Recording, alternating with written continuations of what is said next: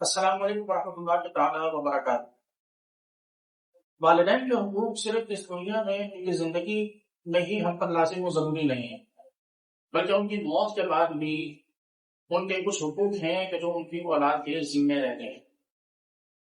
ایک شخص رسول اللہ صلی اللہ علیہ وسلم کی بارگاہ میں حاضر ہوا اور اس نے آ کر عرض کی، یا رسول اللہ صلی اللہ علیہ وسلم، میرے والدین اس دنیا سے رخصت ہو چکے ہیں، کیا ان کے کوئی حقوق میرے ذمے ہے کہ جو میں اب انہیں ادا کروں؟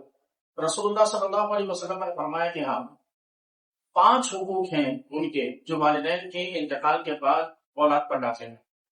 حضور نے فرمایا الصلاۃ علیہما، سب سے پہلا حق ان کے نماز جنازہ کی ادائیگی کرنا ہے۔ پھر فرمایا والاستغفار لہما، ان کے لیے تسلسل کے ساتھ ہمیشہ مغفرت کی دعا کرنا، یہ والدین کا اولاد پر دوسرا حق ہے۔ پھر فرمایا کہ انفاذ عہدہما، والدین نے اپنی زندگی میں کسی سے کوئی وعدہ کر رکھا ہے، اولاد کی ذمہ داری ہے کہ وہ والدین کے اس وعدے کو پورا کریں۔ فرمایا کہ صلۃ الرحم التي لا توصل الا بہما، یعنی ایسے افراد کے ساتھ صلہ رحمی کرنا کہ جن کا والدین سے بڑا گہرا رشتہ، یعنی والدین کے رشتوں کو نبھانا۔